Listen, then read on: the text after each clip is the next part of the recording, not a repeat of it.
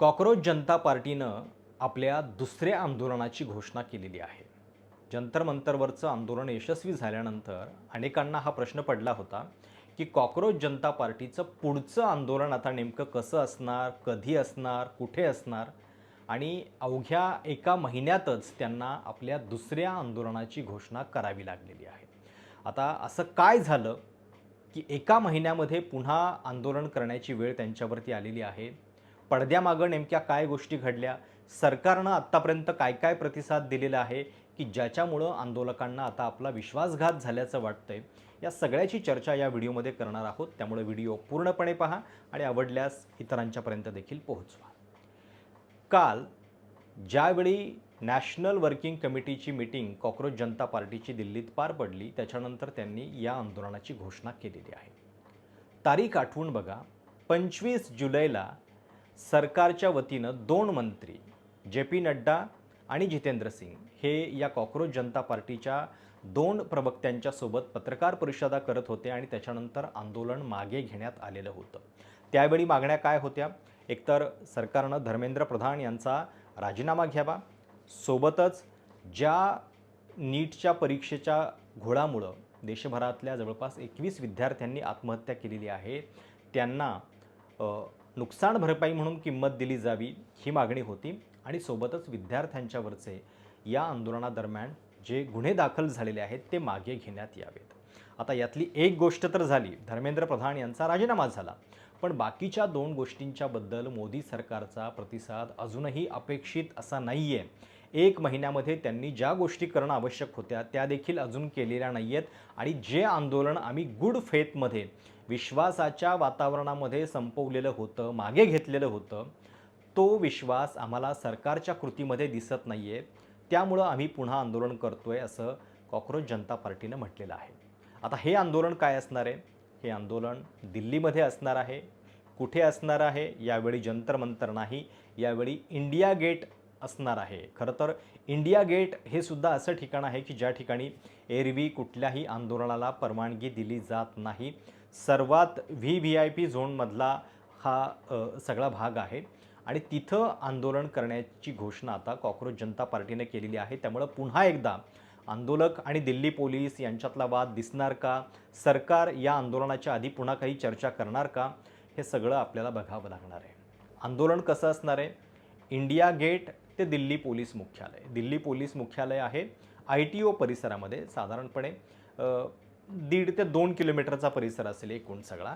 तिथून शांतता मार्च करायचं त्यांनी ठरवलेलं आहे आणि हे आंदोलन होणार आहे 5 सप्टेंबरला, राष्ट्रीय शिक्षक दिनाच्या दिवशी.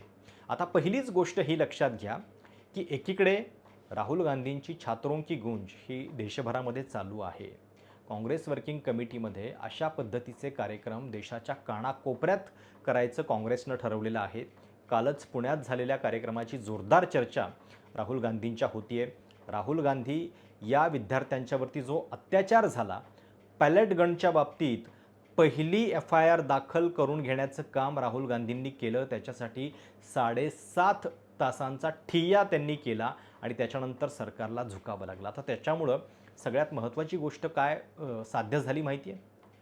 पॅलेट गनबद्दलचे नुसते आरोप जे होत होते, त्या आरोपांना कागदी स्वरूपामध्ये, रेकॉर्डमध्ये आणण्याचं काम राहुल गांधींच्या या कृतीनं केलं आणि पाठोपाठ पुण्यातली छात्रों की गूंज झाली. दुसरीकडे नेहा बोरा जी आयसाची प्रेसिडेंट आहे, JNUमध्ये शिकलेली आहे, ती तिचा जेनझी रायझिंग दौरा जो आहे देशव्यापी, तो जाहीर करते आणि त्याचवेळी कॉकरोच जनता पार्टीचं काय, मग त्यांचं आंदोलन जे आहे ते पण पुन्हा दिसणार की नाही याची चर्चा होत होती. त्यावेळी हे आंदोलन जाहीर झालेलं आहे. आता खरं तर एक आंदोलन अशा पद्धतीनं जंतर मंतरवरती पार पडलं. आपल्याला असं वाटलं की धर्मेंद्र प्रधान यांचा राजीनामा हे या आंदोलनाचं सर्वात मोठं यश आहे आणि त्याच्यामुळं अनेक ठिकाणी देशभरामध्ये लोकांना असं वाटतं की आता आपण बोललं पाहिजे, या सरकारला आपण झुकवू शकतो. पण यातल्या 2 गोष्टींच्यावरती सरकारनं अजूनही आंदोलकांचं काहीही ऐकलेलं नाही आहे. म्हणून त्यांनी पुन्हा एकदा एका नव्या आंदोलनाची घोषणा केलेली आहे. आता खरं तर म्हणजे हे आधीचं आंदोलन यशस्वी मांडलं तर कदाचित मलाही असं वाटलं होतं की कॉकरोच जनता पार्टीचं दुसरं आंदोलन हे एखाद्या वेगळ्या विषयावरती असेल, पण पुन्हा एकदा त्यांना आपल्याच आधीच्या आंदोलनातल्या उरलेल्या मागण्या पूर्ण करण्यासाठी हे आंदोलन जाहीर करावं लागतंय. याचा अर्थ पहिल्याच आंदोलनाच्या वेळी तुमची सरकारसोबतची डील ही फुलप्रूफ झालेली नव्हती का?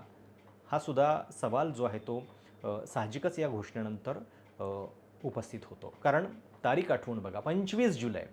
एकच महिना झालेला आहे. कॉकरोच जनता पार्टीच्या लोकांनी मोदी सरकारला म्हणजे या 2 गोष्टींपैकी ही गोष्ट मान्य करायला तर काहीच अडचण नाही आहे, की ज्या विद्यार्थ्यांचे प्राण गेले त्यांच्यासाठी तुम्ही नुकसान भरपाई किमान त्यांच्या कुटुंबियांना जाहीर करू शकता. ती तुमची संवेदना दाखवणारी गोष्ट असते. पण ते देखील सरकारनं अजूनही केलेलं नाही आहे. दुसरी गोष्ट आहे एफ-आय-आर मागे घेण्याबद्दलची. तर आता सरकारी बाजूच्या काही लोकांशी माझं बोलणं झालं.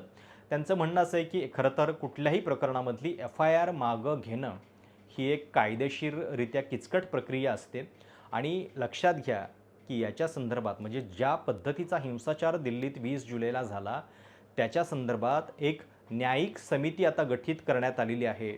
सुप्रीम कोर्टामध्ये सुद्धा हिअरिंग होतं आहे आणि 18 ऑगस्टला जी सुप्रीम कोर्टामध्ये हिअरिंग झाली, त्यावेळी सुप्रीम कोर्टसुद्धा म्हणत होतं, की या विद्यार्थ्यांच्यावरती किती एफ-आय-आर दाखल झालेल्या आहेत एकत्रितपणे याची माहिती आम्हाला द्या. म्हणजे त्या एफ-आय-आर संदर्भात एकच सामूहिक निर्णय समजा जर त्या रद्द करायच्या असतील तर आम्ही देऊ. पण त्यावेळी सरकारनं तशा पद्धतीची माहिती द्यायला नकार दिला कोर्टामध्ये. कदाचित सरकारी बाजूनं असं म्हणणं होतं, की या आंदोलनामध्ये अ, राष्ट्रीय सुरक्षेच्या दृष्टीनं घातक अशा पद्धतीची जवळपास 2,800 जणांची उपस्थिती जी आहे, ती त्यांना दिसली असं त्यांनी वेगवेगळ्या बातम्यांमध्ये म्हटलेलं आहे आणि त्याची फुलप्रूफ चौकशी केल्याशिवाय एफ-आय-आर मागे होणार नाही, असं सरकारचं म्हणणं आहे. पण दुसरी गोष्ट म्हणजे तुम्ही आंदोलकांना सांगितलेलं होतं, की एफ-आय-आर आम्ही मागे घेऊ. सरकारचं म्हणणं आहे, की या आंदोलनानंतर आम्ही कुठेही पुन्हा हिंसाचार केलेला नाही आहे. अनेक भाजप शासित राज्यांनी सुद्धा अशा पद्धतीचे आपण गुन्हे मागे घेतोय, ही घोषणा केलेली आहे. त्यामुळं आंदोलकांनी आम्हाला थोडासा वेळ दिला पाहिजे. पण दुसरी गोष्ट आहे, की एकीकडे तुम्ही जेन-झीला अट्रॅक्ट करण्यासाठी कार्यक्रम करताय. सरसंघचालक जेन-झीमधल्या एका युवकाला घेऊन बसतायत स्टेजवरती आणि आपण जेन-झीशी कनेक्ट होतोय, हे दाखवण्याचा प्रयत्न करतायत. अशावेळी खरा कनेक्ट तुमचा कधी स्थापित होईल, ज्यावेळी तुम्ही या आंदोलकांच्या भूमिकांबद्दल, मागण्यांच्याबद्दल प्रामाणिक आहात हे दिसेल. पण हे तर सरकारकडनं अजून दिसलेलं नाही आहे. कारण स्वतः आंदोलक असं म्हणतायत, की आमचा विश्वासघात झालेला आहे. सरकारनं अजूनही आमच्या संयमाची परीक्षा सरकार घेत आहे. त्यांचे शब्द आहेत, की सरकार आमच्या संयमाची परीक्षा घेत आहे आणि our good faith cannot become an opportunity for the government to betray the young people of this country आणि म्हणून आम्ही हा मोर्चा करणार आहोत. आता ज्यावेळी आधीच मागच्या हे हिंसाचाराचं उत्तर अजूनही मिळालेलं नाही आहे, की त्या हिंसाचाराला कारणीभूत कोण? पॅलेट गन चालवण्याचे आदेश नेमके कुणी दिलेले होते? इतक्या मोठ्या प्रमाणामध्ये विद्यार्थ्यांना दडपण्यासाठी जो अत्याचार पोलिसांनी केला तो नेमका कुणाच्या आदेशावरनं? गृहमंत्री संपूर्ण अधिवेशनामध्ये एकही दिवस सभागृहामध्ये आले नाहीत. त्यांना जबाबदार धरण्यासाठी काँग्रेस रस्त्यावरती उतरते. काँग्रेस आक्रमक आहे. राहुल गांधींनी याच्या संदर्भातले प्रश्न उपस्थित केलेले आहेत. पण कॉकरोच जनता पार्टी मग या सगळ्यामध्ये मागे पडू नये म्हणून सुद्धा ही घोषणा करण्यात आलेली आहे का?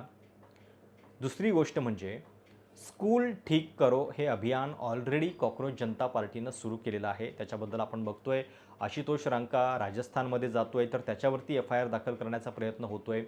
अनेक ठिकाणी आता शाळांमध्येच कुणी जाऊ नये, व्हिडिओ शूट करता येऊ नयेत, अशा पद्धतीचे आदेश सरकार देते. खरं तर हे किती हास्यास्पद आहे बघा, की एखादे लोक जर तिथं जाऊन कुणी समस्या दाखवायचा प्रयत्न करतंय, तर त्यांच्यावरती थेट बंदी आणली जाते. खरं तर बंदीच आणायची आहे तर शाळेतल्या कुठल्याही सरकारी कार्यक्रमाला मग बंदी असली पाहिजे. कुठलाही नेता पुन्हा शाळेत जाणार नाही हे सरकारनं स्वतः सांगावं. विद्यार्थ्यांचा वापर करून राजकीय प्रचार करण्यासाठी ते चालतं. पण इथं मात्र अशा पद्धतीच्या गोष्टी केल्या जात आहेत आणि या पार्श्वभूमीवरती आता नवं आंदोलन CJPनं जाहीर केलेलं आहे. आता या आंदोलनाच्या वेळची परिस्थिती फार बदललेली असणार आहे. कारण पुन्हा एकदा सोनम वांगचुक या आंदोलनात दिसतील का, हा पहिला प्रश्न असेल. अर्थात शांततापूर्ण मोर्चा आहे, एकच दिवसाचा असेल, त्याच्यामध्ये परवानगीपासूनचे विषय होतील, ते पण काय होत आहेत हे आपल्याला बघावं लागेल. पण दिल्ली पोलीस यावेळी पुन्हा एकदा ती रिस्क घेणार नाहीत. ऑलरेडी त्यांची इमेज इतकी डाऊन झालेली आहे आणि स्वतः गृहमंत्री इतकी अडचणीत असताना पुन्हा हे केलं जाईल असं बिलकुल वाटत नाही. दुसरी गोष्ट म्हणजे 5 ऑगस्ट हा दिवस निवडून एक प्रकारे आपण आपला मोर्चा आणि आपला अजेंडा हा शिक्षणापुरता मर्यादित ठेवतो आहोत, हे सुद्धा दाखवण्याचा प्रयत्न कॉक्रोच जनता पार्टी या निमित्तानं करते. आंदोलनानंतर त्यांच्या ज्या मीटिंग झाल्या त्याच्यामधला एक महत्त्वाचा निर्णय हा पण होता की आपण तुर्तास राजकीय पक्ष स्थापन करत नाही, आपण एक पब्लिक प्रेशरसाठी काम करणारी, सरकारवरती दबाव गट म्हणून काम करणारी म्हणून संस्था काम करतोय, हे त्यांनी जाहीर केलेलं होतं. आणि त्याच्यानंतर आता या दुसऱ्या आंदोलनाची घोषणा झालेली आहे. म्हणजे एकीकडे काँग्रेसचं छात्रों की गूंज, नेहा बोरा जी डाव्यांच्या आयसा संघटनेची अध्यक्ष आहे, तिचे दौरे वेगळ्या पद्धतीनं चालू आहेत आणि आता आपल्याच आंदोलनातल्या पहिल्या उर्वरित मागण्यांसाठी रस्त्यावरती उतरण्याची वेळ पुन्हा एकदा आणि एका महिन्यातच या कॉक्रोच जनता पार्टीच्या लोकांवरती आलेली आहे. आता पुन्हा बघावं लागेल, एकतर अजून किमान 8 ते 9 दिवस शिल्लक आहेत, वेळ आहे. त्यांनी आता राष्ट्र कार्यकारिणी आपली बनवलेली आहे, प्रत्येक राज्यामध्ये आपले संघटक नेमलेले आहेत, त्यामुळे गर्दी जमवायला खरं तर आता त्यांना अवघड नाही आहे. आता यावेळी ते स्वतःच्या जोरावरती करतील, कारण मागच्या वेळी डाव्या संघटनांचा त्यांना फार पाठिंबा मिळालेला होता. यावेळी पुन्हा डावे सोबत असतील का, आयसा असेल का, आपल्याला माहिती नाही आहे, कारण आंदोलन सोडल्यानंतर उरलेल्या मागण्यांसाठीचं हे आंदोलन आहे. त्यामुळं या पार्श्वभूमीवरती आता दुसरं आंदोलन कसं होतं आहे, किती त्याला प्रतिसाद मिळतो आहे आणि सरकार या दरम्यान पुन्हा एकदा आंदोलन सुरू होण्याआधी चर्चा करते का, हे सगळं आपल्याला बघावं लागणार आहे. काय नेमकं कॉक्रोच जनता पार्टीच्या प्रवक्त्यांनी या सगळ्याबद्दल म्हटले, जाता जाता ऐका. तुर्तास इथेच थांबूयात. धन्यवाद. Hello everyone. सो आज कॉकरोच जनता पार्टी के नेशनल वर्किंग कमेटी ने एक मीटिंग करी थी दोपहर में 2 बजे. उस मीटिंग में हम सब ने ये डिसाइड करा है कि जो गवर्नमेंट हमारे साथ करना चाह रही है वो हम उन्हें करने नहीं देंगे. आज 1 महीना होने को आया है और उन्होंने हमसे कुछ वादे करे थे जो अभी तक उन्होंने पूरे नहीं करे हैं. उन्होंने बोला था कि जितने भी बच्चों पर FIRs हुई हैं प्रोटेस्ट के दौरान वो सब वापस लिए जाएंगे. जितने भी फैमिलीज हैं जिन्होंने अपने बच्चों को खोया है नीट पेपर के वजह से, उन सबके परिवार वालों को कॉम्पेंसेशन मिलेगा, वो नहीं मिला है अभी तक. तो ये जो सारी चीजें उन्होंने हमसे बोली हैं और नहीं करी हैं, और हमने देखा कि कैसे जो गवर्नमेंट की डेलीगेशन भी जो मुझसे और सौरभ से बार बार मिल रही थी, हमें बोल रही थी कि वो करेंगे ऐसा एंड तुरंत करेंगे. हमने देखा कि अगस्त 2 के बाद उनसे भी हमारा जो इंटरेक्शन है वो बहुत कम हो गया था. वहां से कोई पहल नहीं आ रही थी ऐसी कि वो कुछ करना चाह रहे हैं इसके लिए आगे. इनफैक्ट जो सुप्रीम कोर्ट की रीसेंट हियरिंग भी हुई थी उसमें भी सुप्रीम कोर्ट ने बहुत बार बोला कि वो भी चाहता है कि कोई भी इनोसेंट प्रोटेस्टर के अगेंस्ट FIRs ना हो. तब भी हमने देखा यूनियन गवर्नमेंट ने एक बार भी नहीं ये बोला कि वो चाहेंगे कि वो 142 की पावर के लिए सुप्रीम कोर्ट को अपील करें कि वो सारे FIRs साथ में क्वॉश करें, और कॉम्पेंसेशन के लिए भी उन्होंने कुछ नहीं बोला. तो अभी जब आज ये मीटिंग हुई है, आई थिंक हमारा पेशेंस एकदम चेक करा गया है. हमें हर तरह से ऐसे फंसाया गया है कि आप पूरे मामले को डिले करना चाह रहे हैं, लेकिन उनको ये जानना चाहिए कि जो कॉकरोचेस जंतर मंतर पे 1.5 महीने रह के एक इस्तीफे का डिमांड कर सकते हैं, वो जितने वादे उन्होंने हमें बोले थे पूरे करने के लिए, उसके डिमांड के लिए वापस से आ सकते हैं. इसीलिए हम जो कॉकरोच जनता पार्टी के सारे नेशनल वर्किंग कमेटी के मेंबर्स हैं, हमने ये डिसाइड करा है कि सितंबर 5 को हम एक पीसफुल मार्च करेंगे from India gate to Delhi police का हेडक्वार्टर जो है, एंड वहां पे हम लोग डिमांड करेंगे कि ये जो 2 हमारे वेरी इंपॉर्टेंट डिमांड्स है कि FIR विड्रॉ हो एंड कॉम्पेंसेशन मिले जो विक्टिम्स की फैमिली है उनको, उसके लिए हम सब एकजुट एक साथ आएंगे. एंड मैं रिक्वेस्ट करूंगी जितने भी कॉकरोचेस हैं देश भर में वो दिल्ली आए, जितने भी स्टूडेंट ऑर्गेनाइजेशन है, यूथ ऑर्गेनाइजेशन है, वो इसका पार्ट